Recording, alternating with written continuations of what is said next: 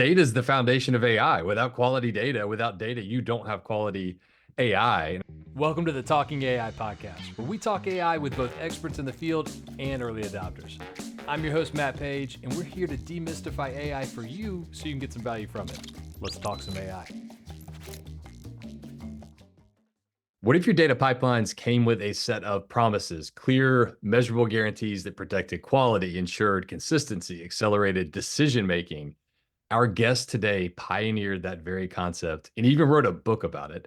Known as the father of data contracts, Andrew Jones saw before most that align producers and consumers around these explicit agreements would transform how we trust and use data. Welcome to the Talking AI podcast, Andrew. Thanks for having me. And we also have special guest, returning guest, Omar Shanti, CTO of HatchWorks AI, joining us as well. Welcome, Omar. At this point, am I even a special guest? Yeah, I don't know. I don't think you are. You're we gotta drop the special. You're just I'm just there. A regular figure now. All right, guys. Well, I want to kick it off here because data contracts, this was a new thing to me. I know, Omar, you have gone deep on this with Andrew, and I'm excited for a little bit of back and forth there. But I think for the audience, like, take us back to when this first idea emerged. Like, what problem were you seeing in organizations that sparked the need for this thing? And what is it? Yeah, so the initial problem I was trying to solve. So I worked in an organization, we were using data, but we wanted to use our data for more and more important applications. So like we can use the data to drive ML models that would actually provide product features that drive revenue. So we had this aspiration as part of our strategy. It was a clear goal of the company, but our data wasn't really reliable enough to do that. Like our data regularly, the schema changed, kept breaking things downstream. And this is just our BI applications. And we felt if our BI applications are not reliable enough, built on the same data, then how would these ML applications be reliable enough to sell to customers if it's built on the same data? So that was a real initial problem I was trying to solve. And I started thinking about a problem, because I did various things like observability and alerting and things like that, but that didn't really seem to solve the problem. What I felt would solve the problem would be maybe a bit more like using an API like we do in software engineering. Like I thought the problem was really we're building on top of a database directly. We're using change data capture to get data from the database into the data warehouse. So we're building directly on the database directly, the same schemas, those schemas kept changing. Therefore, I felt if we were to keep building on that same source, there's not much we can do to make it more reliable. We need some sort of interface there. So that's kind of where it came from. And then I thought, well, to create an interface, I need to be able to describe it a bit like an API spec. So I created one of those. And I thought, well, actually, if I've got this document describing the data and it's both human and machine readable, actually, there's loads more I can do with that. I can start putting things in there to help with data governance. I can start putting things in there to help with access controls. I can start using that as a document where consumers and producers can discuss around and agree and become like a requirements document as well, and documentation. I started thinking, well, actually, all of these things are possible now at describing our data in sufficient detail through this data contract. So that's kind of where it came from. It started off as a simple, well, it's a simple idea, describe the data. But once you realize you can do that, and once you realize you can put almost anything in there, then it can become very powerful. And it solved my interface problem, describe the interface, and now we'll end up using it to solve many other problems as well. And and just to like simplify it for the audience, like, are there a few like core tenets that you define around data contracts that take it a step further there? Yeah, so to simplify it, and because since data contracts have become more well known, people use it to solve different problems, and it can do that. It can solve many different problems, not just the interface problem I was trying to solve. But basically, a data contract, it contains metadata about the data, so metadata, and it describes that in a human and machine readable format, so something like YAML or JSON or something like that. It doesn't really matter. So that's all a data contract is, and then you can use it for various solutions. So the interface idea, you could put data quality checks in there and have them run by a platform. You can put documentation, you can put governance, you can put categorization of data and personal data and data retention. Like whatever problem you need to solve, once you have this document that contains the metadata, you can use that to power any kind of solution. Yeah, I'm curious, like this is bringing me back to like some, I'll call it nightmares of like sitting in a conference room, going through this huge spreadsheet of all of this data and defining, okay, what is this? What is that? And the reference I'm thinking of is back in my days at like AT&T and in the telecom side. And not only did we not know what the data was, there was duplicate data all over the place. So I'm curious, like, what's Omar? Maybe we'll start with you. Like, what's your biggest like nightmare moment from the past that like data contracts resolves? And then Andrew, I'm curious what I'm sure you have several, but like, or maybe even within a client, don't mention the name that you've seen where it's just like this pain point that exists. Sure. I'll give a broader answer and then I'll drill in. I had the luxury to work at an organization that was a bit decentralized in its data acquisition practice. And what that meant is individual teams were autonomous to go out into the marketplace, purchase large amounts of data. These corpuses could be anywhere from the 6 figures upwards. And what we ended up seeing was a lot of these individual teams were purchasing the same data sets. So to sort of fictionalize the example, imagine 8 different teams purchasing the Nielsen annual report for things like TV and household sort of consumption practices. Now, at a smaller scale, that's not too bad. But if you see that is the rule rather than the exception, that these teams are investing so much in purchasing, curating, maintaining these data sets in a silo, then you sort of realize, okay, we need more communication across them. Now, that's not necessarily the problem that data contracts needs to solve, but it's important to recognize that data contracts fit into that broader arena of data governance. Data contracts is sort of a very key and specific sort of solution in the space of data governance. And as Andrew mentioned earlier, others such as monitoring data observability, data quality, having a data catalog rich with metadata, all of those are basic hygiene things that could have helped with the problem that I just mentioned. So that one stands out as just a really sort of commonplace issue that many Fortune 500 companies might face. But something unique to data contracts has to come down to, I would say, schema changes. So I love what Andrew was mentioning earlier, that in his org, he sort of felt hamstrung in the sense that you can't increase the importance of the model without increasing the reliability of the data. The more important the model, the more valuable that data reliability is. And something like an upstream schema change breaks it. Something like changing the semantics so that height is now measured in feet rather than meters, or how an address is represented, that risks breaking the whole application. So in practice, I've seen it happen where a citizen developer within a company was empowered to make a change to the schema and ended up tanking a production critical application, which was sort of a BI visualization layer. So ultimately, something like data contracts comes in there and it puts in a very clear sort of spec as to what a schema should look like. It's sort of a commitment, hence the word contract, and there's accountability sort of caked in there, as well as practices around how you can go about issuing a change. So what we sort of call change management. Yeah. And I think that's the perfect example, because in that case, this production grade downtime would have been avoided. Yeah. Good old shadow IT. I've never been guilty of that before in my life. Andrew, what about you? You got a horror story for us? Yeah, I think most commonly it's change management, like I was saying. Yeah. That's these problems to solve with data contracts. But I've seen it used in other places. Governance is a particularly common one. So in regulated industries, you just need to have better data governance, like what data is personal data or not, how do you handle data retention, how do we make sure the data doesn't go across borders if it's not supposed to, across territories. And those kind of things we captured in the data contract, and platform can then automate put those policies into practice through the platform. So that's quite a good one. Another one I'm seeing a bit more unusual, but quite good actually, is that there's when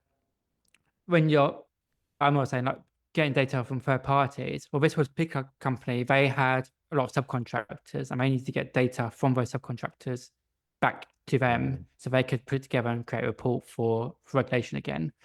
And they were thinking about how they can create a data contract that can crosses into becoming a real contract, part of a contractual agreement, where they provide data in a specific format to the company who's hiring these subcontractors, make sure they get the data they need collected in one single place in the same format from different subcontractors across different countries, so they can create a clean data set they provide to regulators. Particularly around this one was around carbon data for government. So there's kind of like pulling data from other people, but still using a data contract to formalize that agreement and making sure you're getting data in the right format of the right quality. Yeah, and going back to Omar, a point you had, it kind of triggered in my head because I feel like one of these core tenets of data contracts is it's almost this decentralization approach to it. You're almost productizing the data in a sense to where people can rely on the data, go get the data accurately. But you also mentioned shadow IT. That's like the negative version of that, where people are kind of spinning up their own things. But curious, like how do you avoid, even with data contracts, this like utopian view of like this decentralized federated data contract world, but avoid it like drifting into kind of shadow IT and stuff still kind of going off the rails? I think this conversation dovetails nicely with broader conversations around self-service. Whether you're looking to enable like self-service data analytics, which people these days often associate with something like a data mesh, or whether you're talking about enabling more self-serve access to development, so autonomous teams decentralized, what you end up wanting to do is create standards in a central location that bring together sort of the best minds in the organization to create sort of single set of practices everyone ought to follow. These should be responsive, not overly prescriptive, but they should sort of do a lot of the work of keeping these teams in sync. And then you decentralize that out. So rather than have the team that understands the domain rather than have the team that understands the tech stack do all of the technological work, the idea is let's have this team that understands the tech stack come up with a set of standards and a set of reusable tools that they can then send elsewhere so that others can sort of do that work. And you might think of this as well, think of maybe a chef might know very well how to operate a fryer. They know how to bring the oil up to the perfect temperature. They know how to get those fries right every single time. But it's difficult to scale that, right? You can't have this one chef now serves 300 restaurants. So instead, that chef might work with someone to build a machine to fry products for you. And then you can decentralize that machine as a sort of reusable tool across the org. Now, if it's too prescriptive, then that opens up some challenges. If it's not prescriptive enough, then that also opens up some challenges. So figuring out how to really thread that needle is where that technology part really interlocks with the people and the processes within an organization.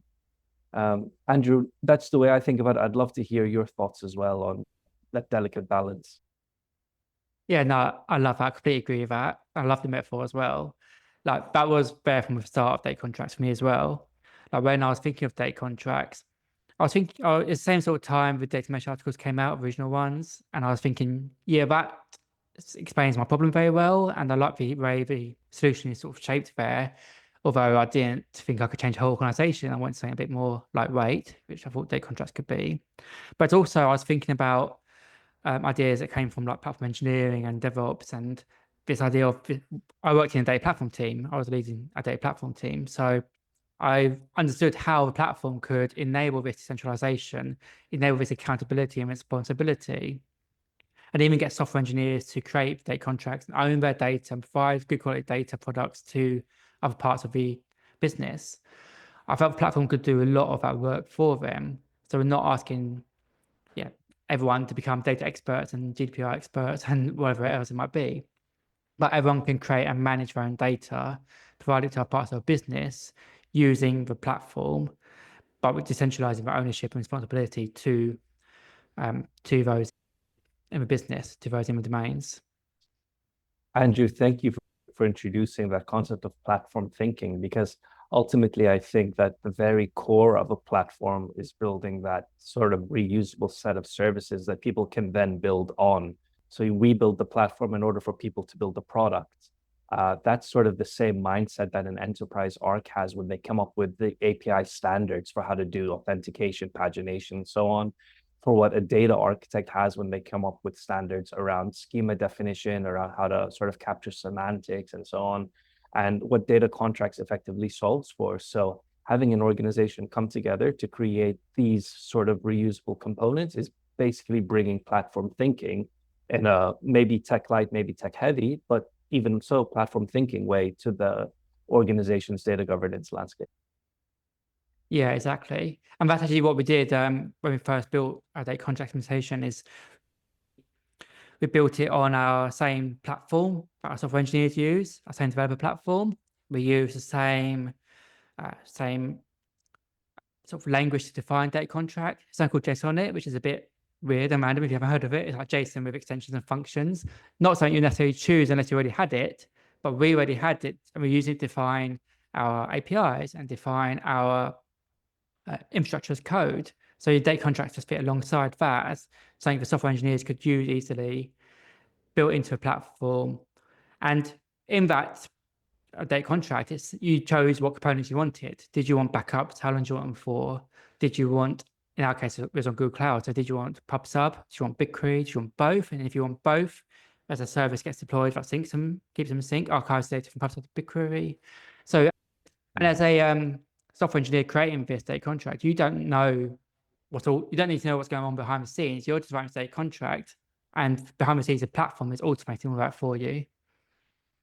And both of y'all mentioned the term data mesh. And I know, Omar, you've talked some about that. You were talking about this at our AI dinner we had here in Atlanta the other day.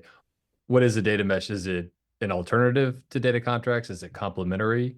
Talk us through that. Sure, I can offer some quick thoughts. So the data mesh we can think of is a architecture. It is a sort of proposal for how an organization can build this sort of decentralized form of data analytics landscape that is in a way built around a few different core pillars, but whose implementations greatly vary. So probably at the 2018, 2019 mark or so, this now famous author, of course, Zhamak Dehghani, published this book around the data mesh, laying out these 4 principles. One of the key principles is around bridging the gap between the people who understand the data best, sort of that application team who are building that data, and the business team who understand how to get the most value out of that data, without introducing all of the sort of heaviness of the data lake and the data warehouse teams who are bringing data from A to B, losing business context, but maintaining sort of technical context. So the problem the data mesh effectively solved for is something like 80% of data lakes fail. Similarly high number of data warehouses fail as well. And a number of AI programs as well as BI programs similarly failed. So to bridge those gaps, Zhamak recognized that one of the biggest bottlenecks is in this gap between the people who are creating the data and the people who are sort of consuming the data analytically. So the goal of the data mesh is, why don't we, in a way, decentralize by empowering these people who are producing that data to go one step further and also publish their data in ways that support maybe analytical workflows or operational querying, which is sort of real-time querying at a scale that transactional systems kind of can't support. Yeah, was that the Databricks AI World event the other day, and they had the head of NCR Voyix, their AI, and he was the analogy he gave is going from like a data swamp, which is probably more related to the 80% that fail, is some analogy to that, but then progressing data lake, data marketplace, and obviously they were talking Databricks with their lake house. But yeah, interesting. Yeah, I didn't realize that. That's a crazy stat.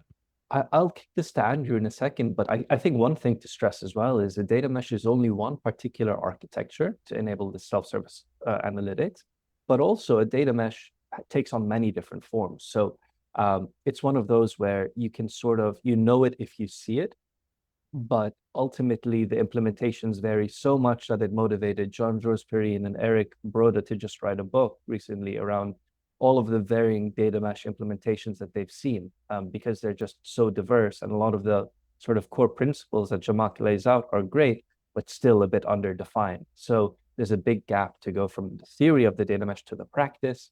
And for that reason, it tends to be a bit of an elusive concept.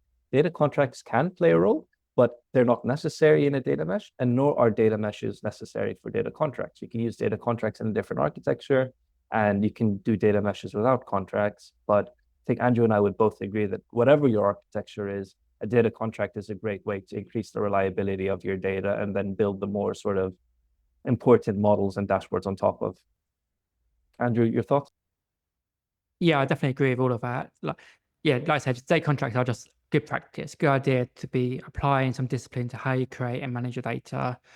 Good idea to describe your data so that you can then create some automations. You can then populate data catalogs. You can then have agreements with your producers and consumers.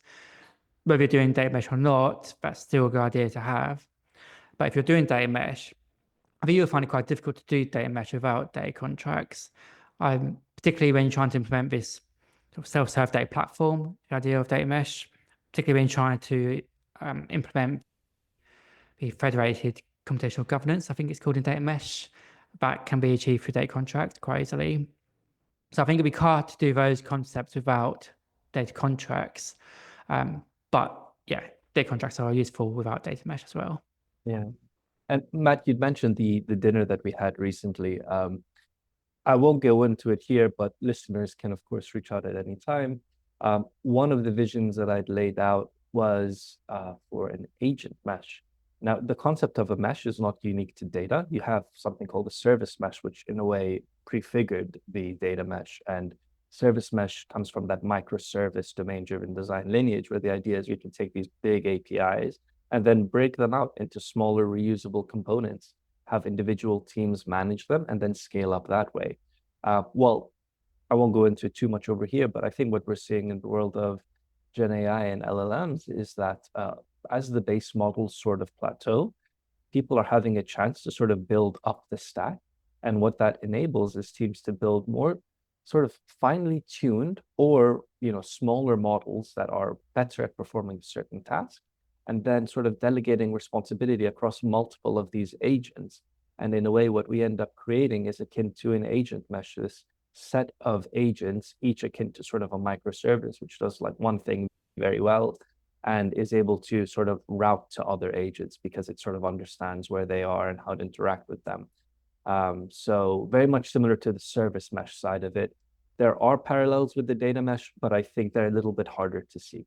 But anyways, we can get more into that if anyone's interested offline. But yeah, and I'm sure some listeners are thinking right now, this is the Talking AI podcast. Finally, they're talking about some AI, but I hope listeners are starting to cue into this, that data is the foundation of AI. Without quality data, without data, you don't have quality AI. And I think what's really interesting, Andrew, is like your concept of data contracts came in 2021, which was before the advent of and proliferation of Gen AI with, ChatGPT is kind of the seminal moment. But I'm curious, how has that changed or evolved data contracts? And maybe most specifically, AI is very good at taking a lot of unstructured data. How does that play into the concept of Databricks and just like unstructured as a general topic? Yeah, I think generally the sort of increased use of AI has made a lot of organizations, a lot of people start thinking about the quality of their data that feeds into that AI, like you mentioned. And also these applications of AI, they tend to be deployed in more critical places in business. So it could be product features, could be internal processes, things that just can't break. I mean, I don't think reporting should be able to break all the time anyway, but like this is another level of reliability that we need. And that's why people are starting to think about things like data contracts, things like data quality, reliability, to make sure that data is dependable enough to serve the models, has some sort of business outcome that is important after that. So I think that's why data contracts continue to be more widely adopted, is to solve that problem, because the use of data is more important than it has been before. I think when it comes to the second part of the question was around unstructured data, the data contracts, it's always really been about structured data for me. So it describes the structure of the data and what's in there and how you can use it. But when I think about unstructured data, it's still some metadata around what you want to capture. So like, where is it? What kind of S3 bucket, for example, is it in? Who owns it? What kind of person data is in there? Can I use it in this particular use case, particular AI use case or not? So those kind of metadata about the data again, that kind of the policies around the data, what you can use it for, what you can't use it for. Those are very important when it comes to creating particularly more explainable AI models. And I think that's a good place where data contracts can help capture information in a, again, human and machine readable format that is owned by the data owner. It's got some version control around it, some change management around it, and it's well defined and well understood. Nice. Omar, any thoughts on that? Yeah, I love that. I mean, it's a great question, because ultimately what the advent of Gen AI has done is allow people to more easily take advantage of unstructured data that was hitherto primarily intended for human audiences. So PDF documents, manuals, scanned images, right? All of these data sources were, for the most part, a bit inaccessible unless you wanted to invest time in like building either your own model or using an open source model to extract natural language and so on. All of that's sort of available with a lot lower of a barrier to entry. So that raises important questions as to how do we even talk about the quality, the lineage, and other sort of facets covering the sort of metadata of these unstructured documents. I've been keen to sort of have these conversations. I've been speaking with some folks, including briefly Shashanka Das of Acral Data and the Data Hub. But it seems that there's just a gap in the market. Now, there's a gap in our vernacular, in our concepts, as well as like in the tooling around identifying things like the data quality of PDFs and videos and how we can talk about data readiness and things of that sort. Andrew, do you agree? Are there any sort of tools that you think are letting companies get ahead of that? Because I think that's a really exciting problem space now for enterprises looking to build enterprise-grade RAG systems, for example. Yeah, it's really interesting. I don't know of any tools personally. I think I agree with you that there's a gap here that needs to be filled by something. So yeah, I think, yeah, it's really interesting. I think it's an interesting problem that I'm sure somebody's trying to work out how to solve, and be interesting to see how we solve that in the next few years. Yeah, that's the cool thing. I think all of this emerging technology and innovations just creating all these new problem spaces for new solutions to be solved. Two more things for you, Andrew. I'm curious, we were just talking about AI and the explosion of it. Do you see kind of like a meta idea here, AI being used as a tool to help create, maintain data contracts? When you think of, as at the Databricks event yesterday, they were talking about using AI to define like documentation and kind of metadata and things like that. Do you see that being a tool that can be used to make data contracts easier in the adoption of those? Yeah, I think so. Well, I think I've kind of got two opinions here, and they kind of contradictory. Go So for it. one is, but yeah, anything we can do to reduce the adoption effort of creating data contract or modifying data contract through use of AI. Because these are structured documents that have a structured schema. So a bit like code, you can kind of generate it through AI, and if it doesn't work, you won't be able to submit it to production. It will just fail the checks there. So anything we can do to reduce the effort there is great. One particular idea might be to automatically categorize your data and things like that. So you don't have to categorize it yourself manually. And that's a bit in particular where I'm a bit conflicted because on the one hand, that can save a lot of hours. Like mainly categorizing data is labor intensive. On the other hand, sometimes it's better to have a human there checking the data because AI, if they're not perfect, they are making assumptions. They are categorizing the best they can, but they're not perfect. And if you're in a regulated industry, for example, you're storing personal data or sensitive data, would you want you to risk miscategorizing that because you left it to an AI, or would you want a human to categorize it once when you start creating that data, and then have this platform then know about that? And from then on, that's definitely sensitive data. That's a bank account. That's a national insurance number, or whatever it might be, and make sure you store and process that correctly. Because I suspect if you didn't, if you had some sort of data breach or some sort of incident where your data was miscategorized and you said, the AI said it was fine, but it wasn't, I suspect that wouldn't really be an acceptable answer. So I think Right. there are some times where I think it's okay, it's maybe better for a human to be involved. But I Yeah. don't understand it's a lot of effort potentially if you're doing this from scratch, and AI can certainly help with that, at least maybe as a first pass or something like that. Yeah, liability still comes back on the human, right? I think that's where is there Yes. a human in the loop aspect to this, to where you kind of get best of both worlds? And I think that's something that, you kind of have to wade your way through to figure out what's the ideal state. And then the last thing I got, there's probably people listening to this that are like, yes, give me data contracts. This sounds great. I'm wading around through this like murky, like data swamp with lots of fog, like we were talking about earlier. How do you like, what's the logical way to get started other than just reaching out to you directly and getting somebody to, getting you to kind of help walk them through that? Yeah, that's a really good question. I think, first of all, you need to be clear what problem you're trying to solve with data contracts. Like myself and I spoke about many different problems you can solve with data contracts. So what is the one you're trying to solve? And often people say, I want to solve data quality and I want something to enforce data quality on my producers.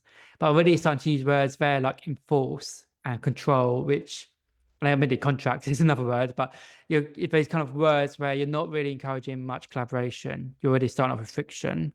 So I think before you start deploying data contracts, think about what you're trying to solve, who you want to be creating these data contracts. So is it you as data people, data engineers? Is it software engineers producing data? Is it your Salesforce admin and the data coming from Salesforce, for example? Now think about who it is you want to be creating these data contracts, and then work with them from the start to engage them in the solution, the data contract solution you want to build, making sure that you're building something that they are happy to use and they understand that they are taking this ownership, responsibility, accountability for the data contract, and by extension, the data that's come through that. So that's kind of where I start. I also tend to start small, find a good small use case start. Everyone knows that like these large IT projects, they tend that, that don't deliver anything for 18 months. They tend to not be successful. So start small, solve a real problem for the organization, do it with a data contract, build a bit of platform while you're doing that, then do the next problem, and you start to show the value early and often while building out your capability as well. No, that's great. Well, Andrew, thanks for being on the Talking AI podcast. So a couple of things here, and I'll let you kind of go through the spiel, but you wrote a book on this. It's on Amazon. Tell us where people can find you, where they can reach out. I know you have a great newsletter. Give us the spiel of how people can reach out to you. Yes, I wrote a book. It came out last summer and it's available at Amazon and wherever else you get books. But if you go to data-contracts.com, you'll find all the links there and all the information about the book. If you're looking for something a bit easier to digest, or you're new to data contracts, more of an overview, introduction, then I wrote a free white paper on data contracts recently. You can get that from dc101.io. So that's DC for data contracts 101, the numbers 101.io. And that's a summary of what data contracts are and how you can use them to solve problems. And then, as you mentioned, I've got my newsletter as well. I'm quite active on LinkedIn. And if you go to andrew-jones.com, you'll find all the links to my newsletter and my LinkedIn and wherever else I post on there.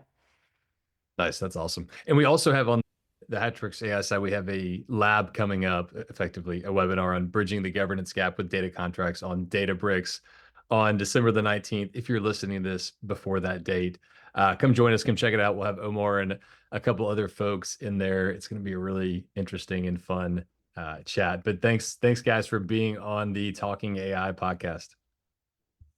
Thanks for having me. I really enjoyed it. Thank you. Thank you. Thanks for listening to the Talking AI podcast. If you enjoyed the show, give us a follow or subscribe on your favorite podcast platform. And don't forget to leave us a review. We love those. For more info on Talking AI, visit talkingaipodcast.com.